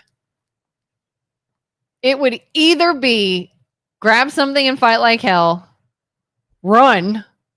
That might be it. Just run. A small part of me wonders if I would go deer in the headlights and freeze. Yeah. I honestly don't know. Yeah, you'd probably deer in the headlights and freeze and then totally buckle into a pile of Jell-O right there where we sit, because you would be paralyzed by the indecision of what to make of zombies coming through the door. People like I would me, run. I would run. I talk about zombies all the time. So when zombies show up, like I just go into the zombie mode and I know what to do already. I know what the rules are, I think. There'd be some information to be able to collect from it, but I would just go into that mode. There wouldn't even be any thoughts about it. You wouldn't run? Wouldn't it be easier to run? But that's not the default mode. If running was the best strategy, you'd have to make it on the fly. Fight, run would have to be, either one of them was on the menu. Yeah. You have to figure out if it's a run moment or a fight moment. I would have to be like, run, get distance, so I have more time. More time to grab something, more time to find a way out, more time to something. Get away from this immediate threat, give myself more time, I feel like is where I would. All right, let's get off dystopian stuff real quick. Look at all these people who have actual memories of feeling great. And Joe Danyi has none. So sad. That makes me misty-eyed. Don't emotion shame me. I am totally emotion shaming you. Anyway, you following this stuff? I think where was this? There was that couple that went to Jazz Fest and they got a beat down. And what? You didn't see this? No. This girl. Okay, so there was a scuffle after a Jazz Fest somewhere. I forget what city it was in, and a mob of kids ascended on this couple and beat the crap out of them. She got beat up so bad. I mean, she had blood coming out of her mouth. Was this just the mob, like a mob of bad kids, or did the couple do something and then a mob was like fighting back? Or well, I spent time on the details and it's so fuzzy because it's a racial event, and so everybody's saying everybody else was the bad guy. But still, we live in cities where no matter what, there's a threat that somebody's going to, not just like, I love fighting. And if you go mano a mano, two people just throwing down, like that's a fair fight. And, you say words to me, I get displeased about it. We throw some, but when you get mobbed, it's not about win, lose, who's stronger, whatever. When this mob ascends on you, they don't like, once you're on the ground, stop punching. Like when I fight somebody, if they're on the ground and can't defend themselves, you're not punching on their face anymore. You let them get up, get back in position, and you fight them. You throw up hands when they're ready to defend themselves. But these mobs, they will stomp your face when you're unconscious, which means they're trying to kill you. yeah. And so there was stories about that after the Jazz Fest, this couple, the guy was throwing some words at people and slapped a guy. And okay, so he would have started it by touching somebody else. So then you're like, the rest of the story is this guy squared up to him and they fought and somebody won or lost. I would totally accept that. Right. Yeah. But if it got to the point where people are just waiting for an excuse to do violence, like you get offended of something, so you loot a store, right? Mhm. That was just, you wanted to loot a store. You were just waiting for the conditions to happen to make it so that you could say, whoa, there was total blah, blah, blah. Now I looted the store. You're just waiting for that. But there's a whole segment of population that is sitting on violent tendencies that will take every chance they get to be able to unleash those tendencies on other people. And that's why I'm staying away from big cities. I have no traveling and seeing dense population areas. There's nothing there for me. There's nothing that good to look at that I want to risk that kind of behavior. It's a little scary. Carter says it was Cincinnati, Ohio. Yeah, he's right. Yeah. I mean, I don't understand. I guess I do, but I've never wanted to live in New York City. And some people are just like, oh my God, the city and it's New York and it's everything. And I was like, I like to see it. I want to experience it, but God, I want out. Like I want back to open and nature and not that, but it is scary. Like to me, it's scary nowadays to even be somewhere, even if it's not a big city, even if it's like a movie theater, like anything where there's a lot of people. Do you lately feel like you almost have to like be prepared in Absolutely. every situation? Like, where are the exits? What am I going to do if something All happens? the time. And there's more anxiety the more people are in small spaces, because we all can agree that we're very polarized and we don't like each other a whole lot. There's nobody really saying, let's, be more human and, work together, cooperate, overlook our differences, whatever. It's the opposite of that, where we're getting more militant towards each other. So I don't want to be in. A sad thing I noticed on Saturday when we were at that skate connection. Hi. One of the things that stood out to me, and then I felt kind of bad for even thinking this, is it was not packed. It was not like a packed place, but there was a decent crowd. And it stood out to me how everybody there that afternoon was so nice. People were smiling at people. People, like, they were strangers. It wasn't groups of people that knew each other. It was small groups here and there of people that just went skating. Everybody was being friendly. Everybody was being nice. People were talking, chatting, playing games together. And I remember leaving there thinking, God, it's kind of sad how I was in an environment that everybody, the workers, were so friendly and so nice to each other that it stood out, because that's not common. That's kind of sad. I mean, chaos theory and, what entropy suggests is that it's not going to get better. It's going to get worse. The energy that comes with that kind of conflict is part of nature. Like, you don't look at a pack of wolves and think, oh, these guys are just going to walk around and, do their thing. They are a pack of wolves, and the nature of what they are is that they're going to defend themselves and kill small prey and whatever. So all the math that goes with being a wolf is that we're observing them when they're not behaving in the way that we fear, but we know we have it in them. So do you think human beings are destructive? Do you think they're aggressive? Do you think they're petty? Do you think that they lash out? So if those are the pack of wolves, given the proper circumstances, do you think human beings will act in spite of everything that we actually are? So what is the pressure that stops you from behaving as the primitive version of yourself? Like, why do you not? Well, I definitely don't want to go to jail. Okay, so repercussions, punishment. Yeah. Okay, and do you think we're in an era right now where you fear punishment versus there's a lot of people that get away with a lot of stuff? Mm-hmm. Are we in an era of justice or injustice? Probably injustice. Okay, so does this does this inspire the people that are breaking the rules, or the people who need to be protected from the people breaking the rules? Who gets advantage? People breaking the rules. Okay, breaking the rules. If you know that there's only a slim chance that you're going to be paid attention to, or you're not going to give some kind of slap on the wrist or not be penalized at all. So that's one. So what else? So if you want to make more stuff happen, you remove the punishment and consequence side, and you make that more likely. What's the next one? Why don't you go today and steal something from someone? Punishment was number one. I feel bad about it. Okay, so you have empathy. Yeah. All right. So do you think that it's a major characteristic in today's society and culture that we're empathizing with you? So if I cut you off in traffic, I feel bad because I know what it's like to be cut off in traffic, versus like, I cut you off and bitch, who are you? This culture and society, are we giving advantage to the unempathetic, or are we giving advantage to the empathetic? Unempathetic. Okay. So far we're 2 for 2, right? So far we're giving no consequences and narcissists who only look at themselves. What's the third reason you stop or don't do certain things? Would you count the fear of it being done to me as a repercussion? Yeah, part of the repercussion. Yeah. Okay. So several repercussions. Empathy, I'd feel bad. Might get hurt doing it. What if I go steal and they got a gun and they're protecting their stuff? Could be dangerous. So danger. I'm going to call that a natural consequence. Okay. All right. So that's a natural consequence. Well, yeah. Then I have this feeling that it's not right. It's not who I want to be. Okay. So your reputation. So that's the third one, where if the rest of society shuns you or you're excommunicated because of your behaviors, you want to be included, and that will disinclude you. Yeah. So do you think citizens shun people who break rules, or do they encourage the rule breaking?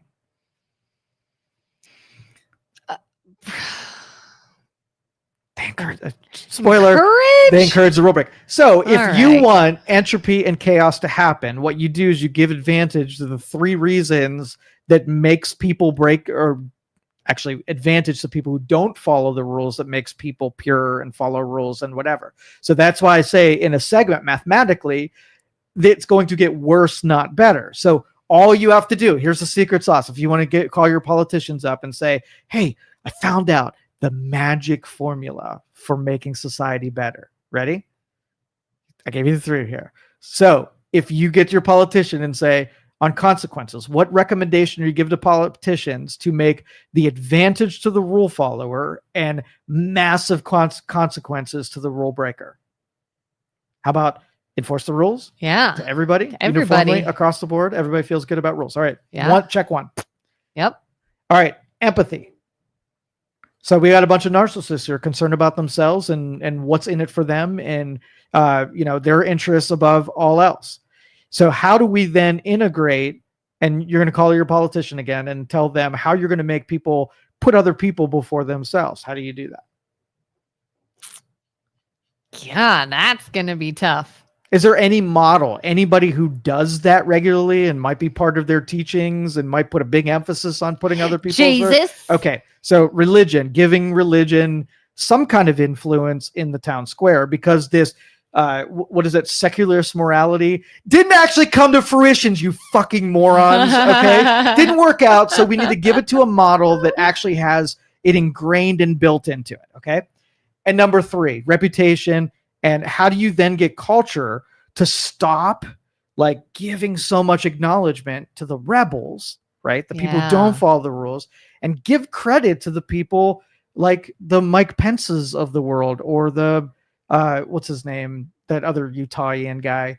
But anyway, they follow the rules and they do it to such a martyrdom degree that we're like, oh, you did a hard thing and, didn't go in a room with a woman because you didn't want to be impugned at any point. But unfortunately, we've also, not only have we been conditioned to look away or excuse the poor behavior, we've also now been conditioned to need entertainment, to need a shock value, to need something interesting. And that's why they say like bad news sells. Bad news is more interesting. A news program that does nothing but bad, scary news is always going to win over a news program that does nothing but positive, uplifting stories. That's another thing we've conditioned ourselves to get more of this dopamine hit and to want to feed the negative, because the other is like, oh, that's boring. But you would be part of the problem in 2 seconds, because you don't feel like your decisions contribute to the societal end, right? And you're like, oh, it's just me, right? But because you have the same kind of impulses that human nature, you need a governor, right? You need something that pushes back against the thing that you want to do, right? Even if it's a 1%er, and keeps you on a track to do something above and beyond yourself. Again, religion was really the only answer there. And I'm sorry, secularists, that you make bad decisions. Well, and I think it was you and Emma Lobros one day, they made a statement that said, it seems like, what'd they say, Christianity is becoming popular again. Mm-hmm. Why do you think that is? We're safe to experiment and try. I mean, we've been looking up the stars and trying to figure out how things actually work. And we know when we're onto something and we know when we're off track. Okay. Mm-hmm. So we can take human beings, again, if we give ourselves full credit as we're these noble creatures are always going to make good decisions that are in interest of other people, you're lying to yourself. Right. Mm-hmm. So for instance, in our story of the, the dad and the 8-year-old daughter that walks up to your encampment and they're like, we've been walking for 7 days and we have no food. Will you bring us in? Right. Now, if you don't think that there's a dad out there that will say that are murderous rampagers that say, hey, we're going to use the appeal of the emotional people in this deal and we're going to have you with tears in your eyes carrying a bunny stuffed animal, and I want you to appeal to them, and then when they let us through the gates, we're going to murder everybody. If you don't think we're gonna rob them, that human beings are capable of both sides of that equation, all people, that's not your psychotics in the world are not the only ones that are conniving and scheming in that way. It's all of us. So if you think that we create a religion that appeals to your better, the better parts of you and puts principles in that kind of help manage your impulses. If you don't think that there's going to be someone comes along and say, oh, all these people, when they follow this thing, they give a bunch of money and they don't even think about things and they give blind faith and trust into something. You don't think there's an exploiter that comes down the road and says, oh, this Christianity thing's good for putting money in my pocket and controlling other people and doing really bad things in the name of, right? Yeah. So that's got to be the standard. So what one generation did is it saw the church went really awry. A Catholic church that used to feed people got in the mode of doing gambling sessions and buying properties. And, you really couldn't get a sense were they helping anybody at all. Everybody was still going there and they were paying their dues and they were singing the songs, but you didn't feel the effects of what the church did on everyday life. So what happens to the Catholic Church? It shrinks in the impression it has on culture, right? Mm-hmm. And then so once it's shrunk and their nuts have been cut off and you don't really see them anymore. Some, brave souls down the road says, okay, well, they died enough deaths. The religion died enough deaths here that if I go to it, it's not going to be that beast of a thing that's going to crush me, that it's more important than me. I'm still looking up to the stars and I'm trying to figure out who the intelligence was of designing everything that we're doing. I have a good idea that it probably wasn't just a scientific evolution deal. So I have all these doubts that I'm not getting the full story. Maybe this thing that had, that survived many, many millennia, right? Maybe there was something to it. And maybe I'm not subscribed to the Catholic version of it, but I'm going to pick some wisdom out of it and see if I can, earn some of these insights from really smart people that came before me. They might have been onto something. So they're flirting with it. They're not all in. Mm-hmm. They have tendencies because we all have those tendencies. And I hope that generation rebirths Christianity and all of the traditional religions into something more pure. It'll get bastardized again because that's just the chaos of human beings. But in the short term, it's so neutered that if somebody breathed just a little bit of life into it, you could actually have a big impact on culture. It's just my theory. I have found I regularly get in discussions with a family member that is an atheist and says, God's not real. It's a made up character and Christians are idiots. And he will say Christianity is it makes people dumb. He says people choose to stop thinking, stop trying to seek answers to things, and you just give a blanket, oh, it's a big man in the sky who's magic, and that's the answer for everything. And he thinks that people become idiotic. And can I pause you right there? Yeah, go ahead. If you were sitting in the room and he said something like that, then I would have to find people that weren't respected intellects that believed in Christianity. And if I can find a sampling of smart people. Now, can you make the argument that if you give up your free will and your decision-making to a church, and are there stupid people in the tent that they can't control themselves and they have no disciplines or responsibilities? So in order not to hurt themselves, they give all the decision-making to a church, and can you call them stupid?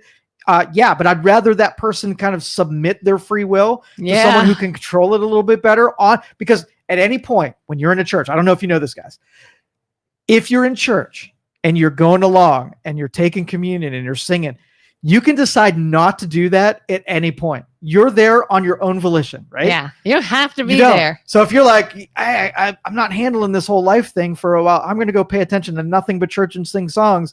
And then you look around and say, I haven't done dumb shit in about a month. That is not the pursuit of a stupid person. A stupid person would be saying, why I keep doing dumb shit and never being able to figure out. That's a dumb person. Yeah, and I think Jordan Peterson said something similar. Oh, wait, by the way, Jordan Peterson, would you consider him an intellect? Yes. Ben Shapiro, an intellect? Yes. Me, an intellect? Come on, give me some love. Yeah. All Christians? I think Jordan Peterson, he won't outright say it, but he's there. Claiming the title, but if you the best Christians in the world are the ones where you can take the sum of their deeds and their conversations and their beliefs, and you can make them a Christian when they don't ever have to say that I am one. Yeah. And this person, I'm sure, would push back, like Neil deGrasse Tyson, intellect, atheist. So yes, I can absolutely see both sides. And again, I think it was Peterson who said when, and this is almost like the devil's advocate way of looking at it, rather than fighting for something to like a God belief or anything. But if someone is living in a harmful way, maybe they're in addiction or whatever, and let's say they go to church and they start participating and they're getting help and they're in therapy and they're doing all these things. Yes, they could easily say, well, God turned this around, or God did this, or, you know, something spiritual moved in me, where he's like, really, you found something better to do. You were using your time to shoot up and steal and lay around high all the time. You found something else to focus on and you got away from that. And Right. That's why it helped. And that's kind of what this person says. He's like, do you just go to church because it makes you feel good? Like, do you just go because it's like therapy, it's a nice thing? Or do you actually believe in God? And I said, well, both. I think you can have both. But I do get the idea of people saying there could be reasons that you act differently, meaning better, and it may not be a being known as God or a creator. It's just you found something else to do. If you are addicted to smoking and instead of smoking, you sit there and you eat carrot sticks, you just found a different thing to do. Well, and that's what the wisdom is more important than the scripture and the songs and whatever. Those other things are an excuse to get just a little bit exposure to what the wisdoms are of the teachings that are in the Bible. Mhm. And then so like I know of we work with addicts. So I know of many more people that did the whole religion thing when they were at their worst and became better human beings because of it, right? And they attribute it to the religion, right? Mhm. I attribute it to the behaviors. Changing your habits. Right. You change your behaviors. You open your mind to things like taking care of other people and helping the poor and doing forgiveness and having like these things that they're very, even Neil Tyson can't argue that those teachings are somehow have a, like, if you give grace to some other person, right? What harm is it? What does it do that's really good? And what does it do that's really bad? All right. The good part is that you no longer have to think of scores to settle. You never have to think about the anxieties of injury. You don't have to prescribe to scarcity or limitations. The downside is that you can be taken advantage of, because if you're quick to forgive, then no justice is being served, and somebody is going to escape their deal. Well, if the goal is you and controlling you, and like, do you want everybody in the world? Like, if you just had your thing, if everybody had a exposure to what grace was, and everybody was just forgiving everybody else, right? Mm-hmm. So you walk into the gas station and somebody's not doing their job and you're waiting and you're being inconvenienced, and they walk up to the counter like, man, it's really busy. And then you say something like, oh, no problem. Like, I got you. Whatever. Yeah, I that feels understand. different. That feels different than like, you should do your job and I've been waiting here forever and let me talk to your manager, right? Yeah. It's a different thing. Yeah. Right? Yeah, it is. And people that want to say, you know, like this, and I've even told this person, like, I didn't grow up in a church. I didn't start in a church and they taught me about other things. I experienced other things that I couldn't explain, and I grew a curiosity in, and I said, maybe these people in the church have answers for this. Maybe these people in the church can give me some guidance. Experience came first. Religion kind of followed, if that makes sense, rather than somebody taught me about religion and pushed it onto me in other ways. But that very thing is, you know, why is it when you start making these other choices and living in a different way that you do actually feel better, see things differently? Life feels like it got better. You appreciate things more. And again, secularists could say, well, you're retraining your brain. That is a thing. You retrain your brain to see the positive. You can retrain your brain to feel differently about something. And yes, but why? Like, what does that whole concept stem from?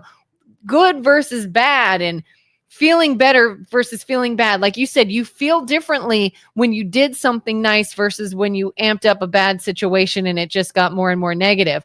Where does that feeling come from? Why is that a thing? There's one of the first teachings is that human beings are fallible. That means you're fallible and I'm fallible, right? All human beings are fallible. Mm-hmm. When you're critical of someone who's also fallible, it's really hard to hold somebody to account, right? When you're just as fallible as them. So if you look at a politician that, I don't know, stole something, mm-hmm. and you stole something, who's better, who's worse in that deal? It's equal. Yeah. Right? So that's part one, is that we're all going to break rules. We're all going to be sinners. We're all going to do things that we're not supposed to do. The second part of that is the aspiring to be godlike, being better than of the fallible person. So if you stole, but you're trying not to steal, and you feel empathy and you feel bad about being the steal, and you pay penance for stealing, that's a good person. If you have the politician who steals and makes excuses and tries to get away with it and tries to make it not their fault, that's a bad person. So the two parts of it is we're all going to break the rules, but where the human being gets hung up. We get hung up on the sin and make that the only thing. Like, if I told you that everybody is a sinner and then you're critical of sinners, you're missing the point of what religion's wisdom is trying to teach us, right? Mm-hmm. A good person is trying to find penance and a bad person is trying to find excuses. So I blame I'm going to talk about two of the three people. Here's who I blame for all of this. I'll give you three. Number one, the victim creators. People that come along, these are the devils, by the way. They are freaking demons. They come and whisper your ear and they say, sin, you're a victim of this and they deserve it. That's the devil telling you you're about to sin, right? Mm-hmm. But it's justified because of XYZ. Either you are at a disadvantage or because this happened or because it's due. The devil's going to whisper in your ear and tell you justified sin. A angel is going to whisper in your ear, right? That I know they deserve it, but let's give them grace. I know what you should do. They're the Jiminy Cricket on your shoulder that's trying to get you to do the good thing, in spite of all of the reasons that you absolutely should have vengeance, right? Yeah. So number one, I blame the victim culture. I blame every victim hustler, all the race hustlers, all the, every hustler there is. I have massive hatred. And I know they're sinners and I'd forgive them, but I still hate them. Mm-hmm. Number two, the capture of academics. There's a university that I'm always cite here, and it's unfair to them, but I look at them as all universities. There are whole social sciences that can study this stuff. They could take a sampling of 100 religious people and 100 atheists, and they can study why good things happen here and why bad things happen here in a complete objective manner. But because they're so captured to ideology, they've already picked, they want religious people to be all impugned, and we want all people who are seculars to be the noble ones. We reversed it, where it should be the opposite. But if they just objectively and scientifically studied when people do things, like if somebody drops out of high school, gets a drug habit, has a kid out of wedlock, never starts a family, do you think mathematically that person's going to suffer? Mm-hmm. Okay, and if you wait till you're married to have sex, you get a job, you don't start any drugs, you have a family, and you live traditional, do you think you're going to have a better time? Yeah. You are going to have a better time. So if my social scientists were up there studying both and they're like, what's going on here with this math? Why are these people over here? What do you think academics do? They create a victimhood and make all kind of explanations about how we should cater to the people who are doing the wrong thing, because it feels bad to tell people to do things like, again, the devil's on the shoulder of the academics saying, no, go have sex. Those drugs, I bet you they feel really good right now. Do what feels good. And when they're in peril, the academics are all looking like, oh, look at all these new victims that I can have as part of my freaking academic cult. So academics shouldn't pick a side. They should look at math and see what causes all these phenomenons to happen. So if the state legislature wants to say, hey, there's 3 rules, get a good job, wait till marriage to have sex, and, graduate high school. Mathematically, that gives you an advantage. Do you think that they got gang tackled when they said something like that? A mathematical advantage. You now have the information. Do those 3 things, you have an easier haul. Do you think we're going to put our effort into feeling bad for the victims that we've cultivated, or we're going to highlight the people who followed that advice. It really worked out, and you should do this too. But where do you then tie in anything of faith with that? Because could you not just say it makes sense? Obviously, if you have a child before you're making any money, it's the opposite of impulsive. 2 mouths to feed, you're now screwed. Whereas if you don't, that makes sense. Yeah, the impulsivity, the right now versus the you got to wait for the payoff thing. Faith is something where you don't know if it's actually going to happen, but do the thing anyway. Now, television, movies, politicians, civilization, we have a 30-second attention span. Yeah. If we don't get the benefit in 30 seconds, we're out. Faith requires that you do something. What if I said, you do this thing, it's going to be really hard for 10 years, and after the 10 years, trust me, things are going to be better. How long would you hang out? Would you need reassurances? Would you need, acknowledgement? Would you need somebody to pat your head and say it's okay? Well, most people would. So the development of faith is something that is a superpower, right? Yeah. Where only 5% of the people are willing to do a hard thing. So the wisdoms of the teachings, right? Do you get hung up on when, let's just say, a family, I forget his name. Who's the guy that he just suffered like 12 different diseases and things that happened, and like God kept trying to harden his heart, and then he made plagues and stuff. Yeah. What was his name? Job. Is it Job? It was Job. I don't know. Okay. So if you paid attention to the Job story, this is an allegory of teaching a moral message about enduring hardships over the period of time and keeping your faith when a reasonable person would look at it and say, why did you hang on? He was freaking torturing you over a bet with the devil, right? Yeah. Why would you even hang on? Because all of the setup is it's not going to be easy, and you can't get hung up on what you're surviving today, knowing that you were promised X on the other side of this, right? Yeah. It's supposed to be hard. And what this person says every time I point out an example of something, it's like, but God can do whatever he wants. Why would he do that? Why would he harden his heart? Why would he do this? Just make everybody. And I'm like, well, but that teaches us nothing. Are things done to have the lesson involved? But the empaths can't get over the fact that you're going to have suffering in order to get to a place, like, because we've got this buy-in that our existence, we're all narcissists. So our existence is what it's all about. My comfort today is what it's about, what I have, what the respect I have, what riches I have. The way I see it is what it is. Exactly. Yeah. So it's like, hey, you know what? This world is nothing. You're going to graduate into another multiverse. All you got to do is show that you can you can earn it by suffering when you're here. This is hell. Earth is hell. You're going to suffer. There's going to be 1,000 reasons for you not to succeed. Have faith in me that when you leave this place, you're going to go to somewhere else, right? Mm-hmm. You're going to think of 1,000 reasons why that's not true. The devil's going to whisper in your ear and tell you that, no, this is the only place. And you don't have to suffer. You can go have this. Look at these people. That is the teachings of the Bible, is to get you ready to know that the frictions create the strength. Make the argument like, okay, if God's all powering, why would he make babies die? Right? Mm-hmm. That would be buying in that the baby having a full life, which you decided is that baby's purpose. What if that baby dying served a purpose that had 1,000 butterfly effect wings, right? That changed 20 other things for the afterlife. You don't know that. Yeah. Hence why there's all kinds of Christian songs that say he took something that seemed bad and made it good. Exactly. But that is the overall theme of Christianity and religions in general, is to absorb the frictions of this world so you can graduate into the next. And if you, two facets, I think about both of these. What if, because we stopped thinking about what's in it for us and the comparisons between what we didn't get and what we did get, we're freer to be able to make better decisions. And maybe we are revealing ourselves and things that you would never do if we were just the self-interested narcissists that we are programmed to be because we're fallible. That's a way of overcoming our natural tendencies.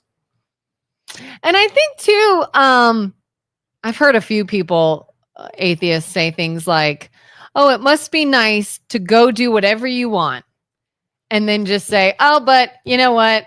It's okay. This person died for our sins and I'm allowed to. I can just go say, oh, I'm sorry. And you're forgiven of everything. And you just have this blanket to do anything you choose and be a shitty person. That's right. And it's looking okay for your rationale to do bad things. That's what the devil does. Yes. And I'm like, I don't think that's the case. I think anybody that truly has adopted the mindset of what scripture or God or Jesus was trying to say doesn't just feel nothing when they mess up. If you're like, I'm going to go do what I want, and then I'll just say, oh, sorry, and not actually be sorry and continue, that's not the same thing. You're doing it wrong, I guess, And it's like, for example, I'm not always the nicest person when I'm driving in the car, and like, if people are like, you swear at people who cut you off, or you're like yelling at people going too slow or riding your bumper or something. And I listen to K-Love all the time now. I love it.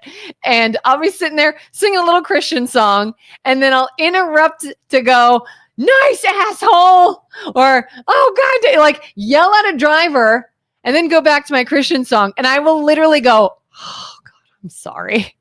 And I really do feel bad. Yeah, that balancing effect is everything. That's the pressure that gets people who are going to behave badly. You're going to swear at people. You're going to misbehave. But you have a pressure that at least doesn't make you perfect, because that is not the point. But at least put yourself in check and saying, I'll try better next time. Yeah. Right? Versus the victim group who says, oh no, they were an asshole anyway, they deserved it. So then they spiral in the other direction. They're not pulled back up 1 inch to being a little bit better of a person. They're pushed down 3 inches to even be a bigger turd than they were before it happened. That's the difference. They're getting worse. Religion is getting better. So to answer your question, that's the reason. They see society. They know that there's some wisdom that is in those teachings that they can ferret out. I'm not a literalist when it comes to Bible teachings or scripture or anything. I am a go-to a book. I've read books. Have you ever read a book that you read it multiple times and you get different things out of it every time you read it? It's sort of written in a way that the reader is sort of in control of the messaging, or the spiritual version. Well, I'm not a big reader, and honestly, this whole read the Bible in a year thing is the first time I've ever read the Bible, because now I feel obligated. Mm-hmm. But I've heard when they say the Bible is a living text, I have seen where coincidentally what I'm reading that day is exactly something I was thinking about before I read it. Yeah. And I don't get hung up on that stuff. I think of it as the new perspectives that I bring when I do the reading. I've even done this with business books and other things in literature. I'll read the same paragraph, and what occurred to me when I was a 20-year-old, when I read it, I was like, oh, I got an epiphany. And I read that same paragraph as a 40-year-old, and I come to a completely different epiphany because it applies differently. Yeah. There's no mysticism in that. The words are written in a way that they affect you at different ways and different times. But I think because there's so many different types of people, the language and the words that they get out of it are different for every reader that there are. That's as mystic as I get when it comes to that, but it's more about your interpretation and your perspective on something and what you were supposed to hear in the words that you just read. That's where that Holy Spirit thing comes in. And I don't have a great, understanding of what that rolls, but I can recognize it when I get a lightning strike of something that I know that I didn't create. I give credit to something that was way bigger than me. Yeah. Like that's a little coincidental. I just did this last night. Because I'm doing this, like read the Bible in a year, it's a little passage every day. Well, I'm trying to read ahead because I'm going out of town for a few days and I won't have it with me. And I don't want to get behind and then I'm overwhelmed thinking I have like 6 chapters I now have to read and I can't do it. So I'm reading ahead. So when I come back from out of town, I'm not overwhelmed. I'm right on track again, which is so interesting that I'm not even in where I should have been had I been following the timeline. I moved myself ahead. And a conversation I had with this family member about this topic and Christians being idiots. And there's some guy you can find on YouTube. He goes to college campuses and debates people about God and stuff like that. And this family member's like, that guy's an idiot. I would destroy him. And you got to be smarter than these people and blah, blah, blah. So last night I read a page that is literally, I think it's Paul writing or something about God's wisdom versus human wisdom, and how people who are non-believers will mock it and think it's just so silly and dumb, and they don't get it, and they think that they are smarter, and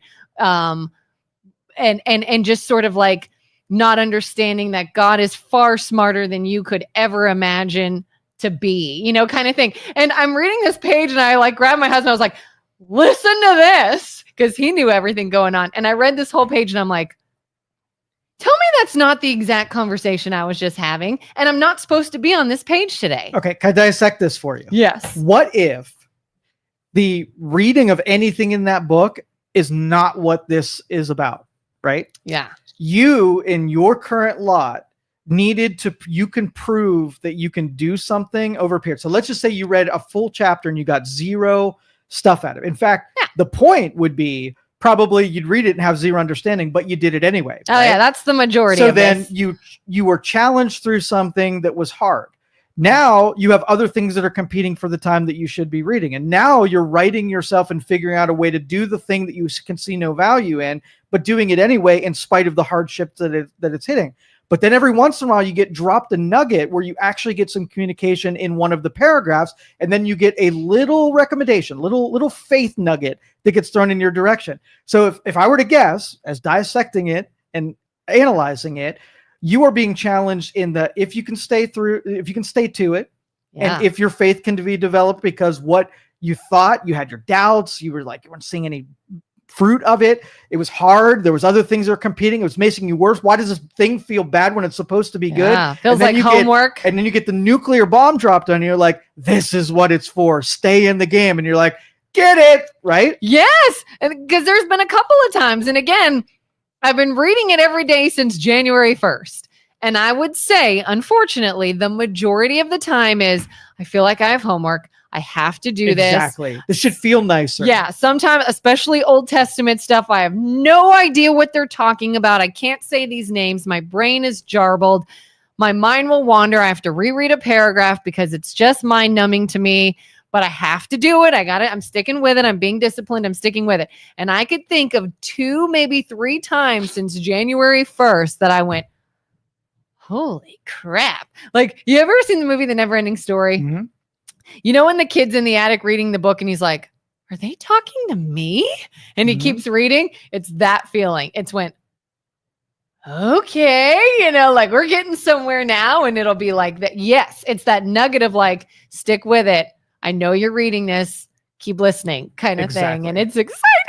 But faith development is the same as, working out. Like faith, you can't say that you are a faithful person if you've not been challenged, right? If you really haven't given reason to give up on it, like I read 3 chapters and I got nothing out of it, I'm closing this damn book. That would be you giving up and not having faith that there was more to the story because it didn't meet your standards on how quickly you should be giving what you're after. Yeah. Right? You got to suspend so if you think about it from the premise of how your neurons are firing, if you can do delayed gratification where you're not getting what you want when you want, what have you done? You've taken the ego part of your brain and that narcissist, what you think you should be and you're suspending it. What suspends it? The faith that this will all work out in the end. That is flexing and working on your faith muscles. Yeah. It is interesting because I've talked many times about the fact that I've been working out consistently for months now. And I think when you start doing something, it's very hard for you to see the results. Like, I'm with myself every day. I see my body every single day. Every minute of every day I'm with it. So a change does not come on as drastically to me as if I didn't see someone and they might make a comment or something.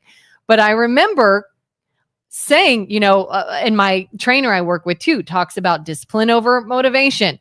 You're not always going to have motivation. So you've got to maintain the discipline. And so even when I'm like, I'm not seeing anything, this isn't doing anything, but I do it anyways, because this is my Monday, Wednesday, Friday thing. I have to do it.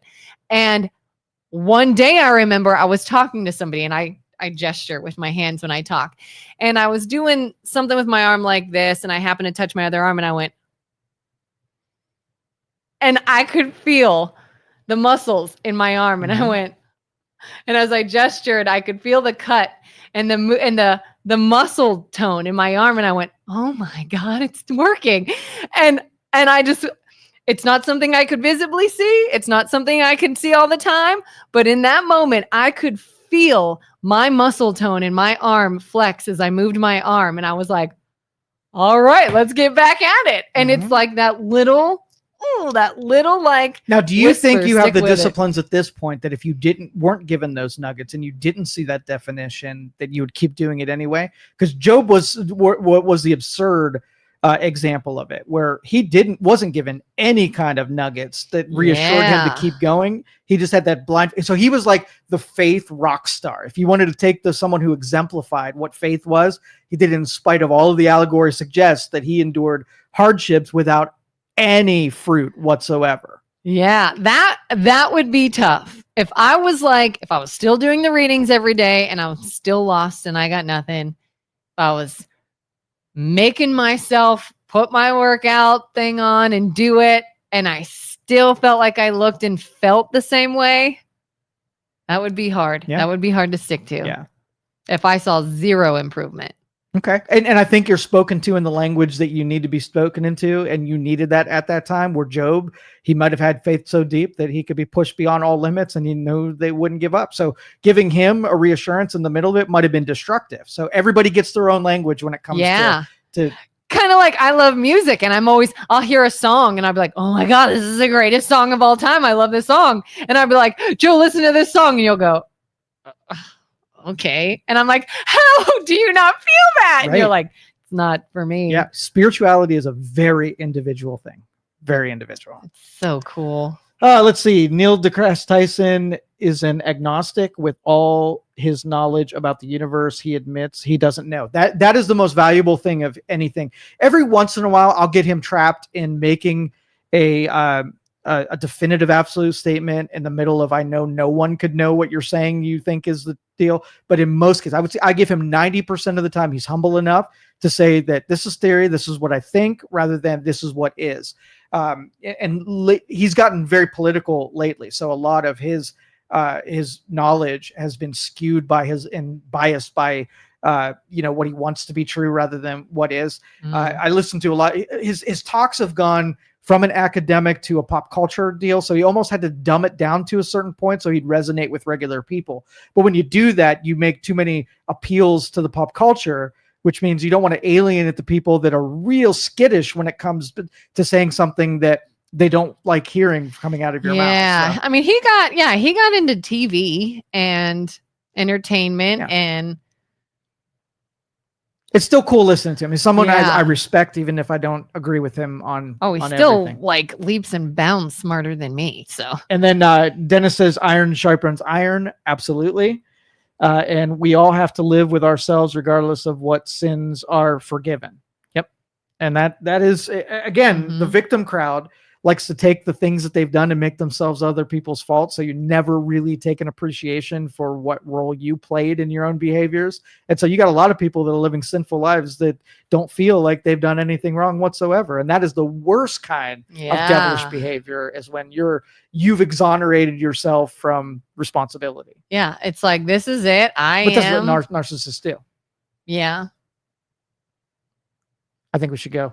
This was the weirdest show we've all done. Here in the first half of the show, I'm murdering innocent people. Yeah. In the second half of the show, I'm talking about Satan and devil and people doing wrong things. I'm not connecting either of these two people, right? They're different. That's kind of why when you say that, you believe in God and you think people should kind of give up the secular ways and follow religion. And I'm like, but you just said you would murder people in a heartbeat if you were threatened. Oh yeah. All right. So in the medieval times, you got the armor on, you got your big red cross, you're holding a sword, right? Mm-hmm. Do you think any of those soldiers for God killed anybody? Yeah. A couple people here and there. Yeah. Do you think that now they're burning in the depths of hell because they conquered on behalf of God? No. Okay, so what's different about them and me and my decay pit? I didn't do it for the sake of God. Like, I'm not going to kill the dad and his young daughter for the sake of, on God's behalf. Like, it's not a religious expression at all. I don't know. It feels like it's bad to kill people, right? Non-threatening people. Listen, Like I said, listen. I'm showing up, and because I have nothing to offer, you're going to off me. No, I put a sign out, so we wouldn't even have to have an interaction. The moose out front. All right, as long as there's a sign. The moose out front said, if you have nothing to offer, this is not a Motel 6. This is not refuge. This is not an encampment that wants you. If you show up at the gate, you better be ready to hand over what you're willing to contribute to the society. If not, you're going in the murder pit. Right? Then you chose that, right? I think some people will think they could talk their way through it and bullshit their way in and send, the Satan spawn child in so they can murder us at night. But in the end, the moose should have told you. I'm going with out front. Is that National Lampoon's reference? Yeah. Sorry, I repeated it 6 times. Summer vacation? Or National Lampoon's Vacation. Yeah. Maybe we'll talk about Wally World next time. That's the Griswolds. Listen, this was a dark show. Like I got no compunction. This was a dark show. It was all dark. It was kind my of part was uplifting. dark. You were the shining light in the dark world that I was trying to create. But still, as usual. All right. Thanks for joining us, everyone. We'll see you next time. Thank you for listening to this show on Youngstown Studio. This is original Youngstown content. Feel free to share our videos and tell your friends about us. Don't forget to subscribe to our YouTube channel and follow us on Facebook. Thank you.